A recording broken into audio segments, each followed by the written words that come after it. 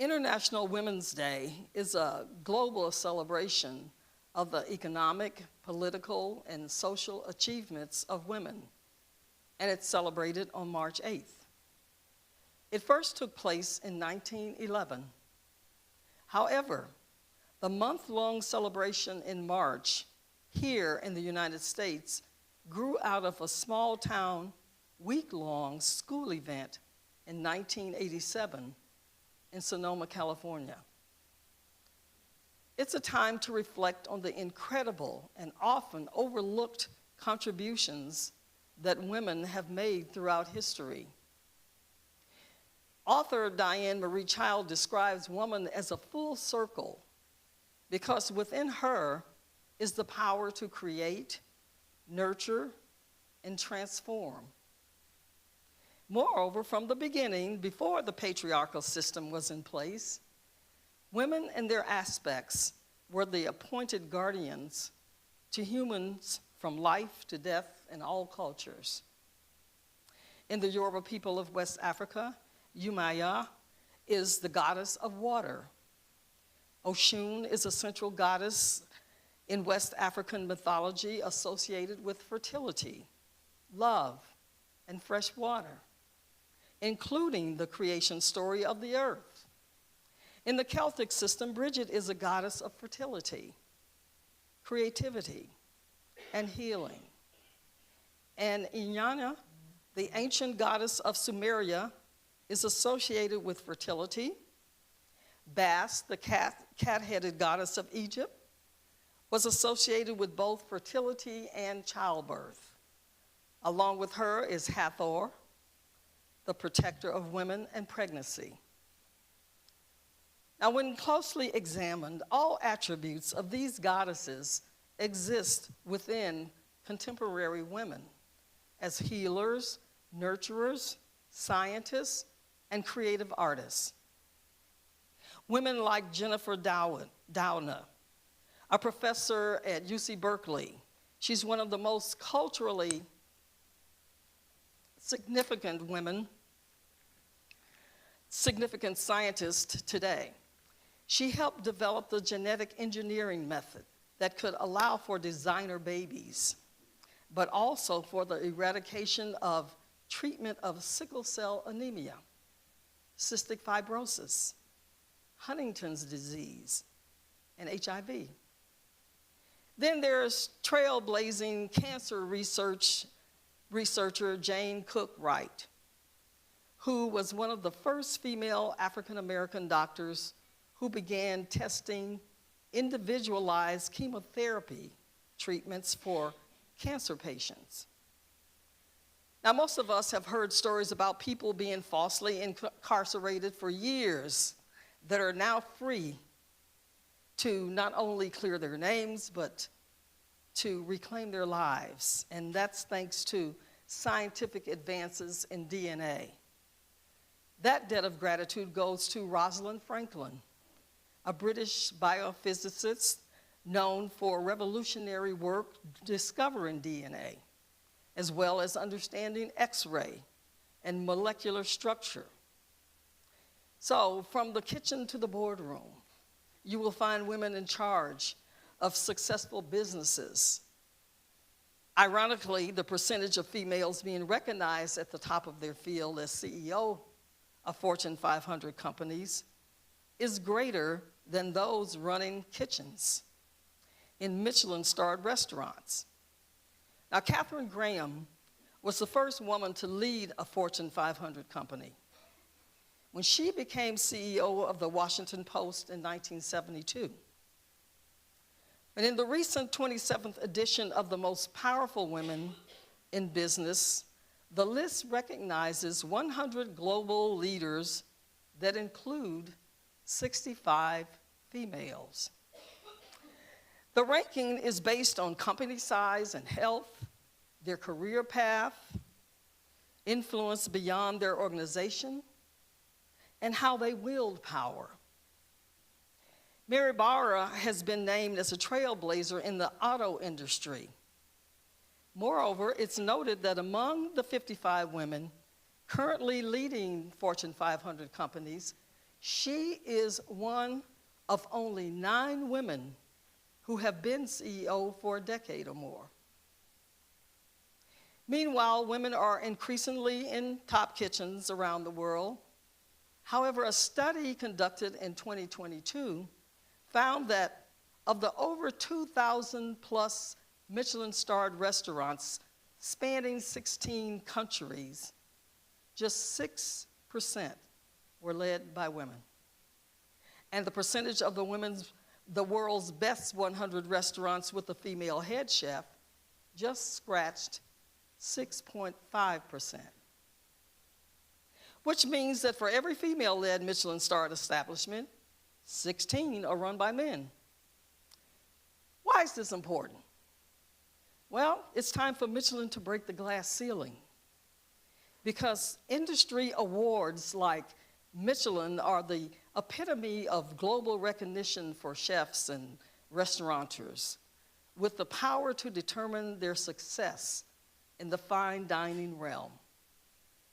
Moreover, with such an established platform to lead, they have an important role in the movement towards a more diverse, equitable, and sustainable hospitality sector.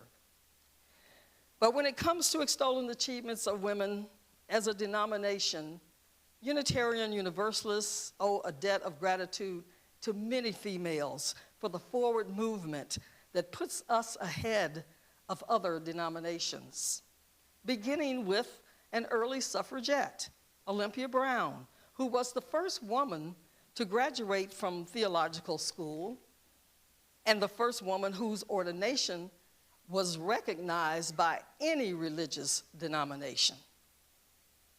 However, it wasn't until 1981 that the first Black woman was ordained as a Unitarian Universalist minister. She is Reverend Dr. Yvonne Sion Chappelle, a history maker, as she was the first woman to serve as AfriCare, an American-based aid organization to Africa. As an American professor, she specializes in African and African-American studies. Without Sophia Lyons-Faw's Unitarian Universalist religious education would not be what it is today. She made complex theological concepts and history more accessible and exciting for younger children through painting and storytelling and other forms of creativity and self-expression. Religious education is the basis of our faith development.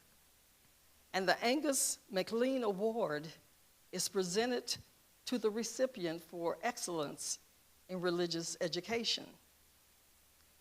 When Reverend Natalie Fenimore presented the award to Aisha Hauser in 2018, this is what she had to say about the recipient. And I quote, "Dealing with life's big questions about faith development is not just a privilege. It's a responsibility to ask the questions and wrestle with the answers individually and communally. Religious educators do this work from a deep, powerful love for what we could be together. They do the work of sensing the margins of living our faith in this unjust world and pull those margins out further yet. Or, from the inside, they push these edges, stretching them not to a breaking point, but to a place of greater wholeness," end of quote.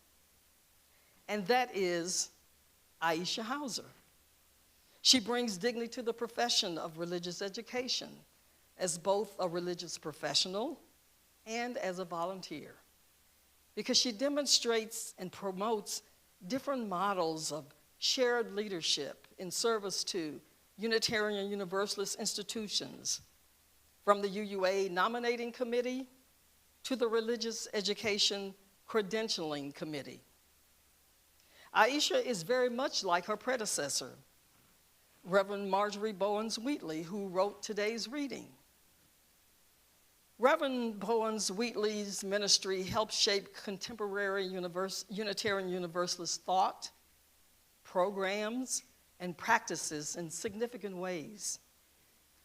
Her intellectual rigor and deep spirit helped our collective yearning for the beloved community to take form. The questions she posed and the resources she developed helped shape the path we still strive to walk. She was very forthcoming as she reminded us, and I quote, "The task ahead is an arduous one."